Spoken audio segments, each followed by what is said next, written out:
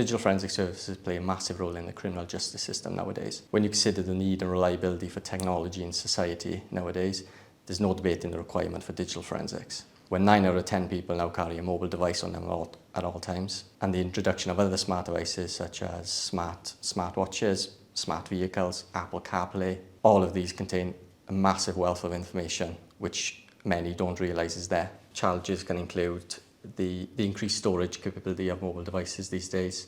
The significant quantity of data contained on mobile devices these days makes it time consuming. Over the last decade, technology has advanced so significantly it's forced digital forensics to improve and expand. Time constraints are placed on investigations due to the possibility of data destruction. The new methods and tools have been introduced to include the automation of processes. This allows for data to be processed much quicker and efficiently. Efficient processes have been introduced to develop and ensure data from mobile devices are recovered sooner rather than later to ensure or reduce the risk of remote wiping possibilities. Rapid advances in artificial intelligence are a double-edged sword. Used correctly, they can greatly assist digital forensic investigators, streamline processes, and increase efficiency in forensic activities. However, I believe there's a risk that we can take artificial intelligence too far. In such instances, we could face a situation where members of the public are effectively subject to trial by computer. In the future, I think AI is probably the #1 technology and innovation that's sat right up there at the forefront. It's what everybody's talking about. It's what's on all the headlines.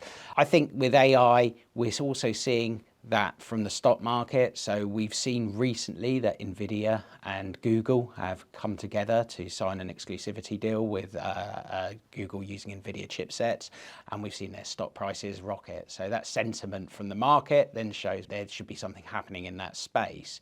AI is going to continue to evolve. The AI is very immature at the moment as a technology. So with AI, what we're also seeing at the moment with the maturity around it, there aren't many laws around AI and policy around how it should or shouldn't be used. Where AI can go and create art, there's the conversation around copyright infringement for artists, where the things, because AI will go out and it will look at what's already there, it will take pieces of that and it will put together something that it believes is what you've asked for. AI has a massive thing to play within cybersecurity.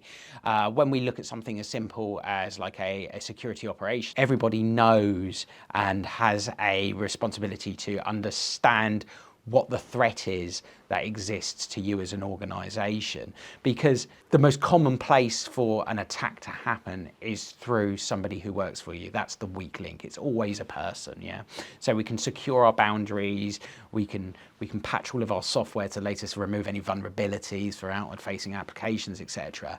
However, it's always the person clicking on the email or going to the website or picking up the USB key that they found in the car park and plugging it in their machine to see what's on it. That's where we start to see these breaches. And then once you've got something on your machine, for example, like a bot or something, and then it calls out and it talks back to a master server, then once that's happened, then you've been breached. And as an organization, you need to have a mindset of training people, gamification of training. So not just reading, giving someone, a security operations manual and they've got to read it end to end. However, what I want to make sure is that we're constantly training people because the threat is always changing, and we're doing it in an engaging way with them, yeah? So they're understanding what we're telling them and how we're trying to teach them around that security landscape. Over the last decade, technology has advanced significantly and it's forced digital forensics to expand and improve. It's hard to imagine a crime nowadays where digital forensics doesn't play a role in the criminal investigation. Digital technology has given criminals a platform they can use to prey on vulnerable victims. However, it has also given us the tools and the methods to identify these perpetrators.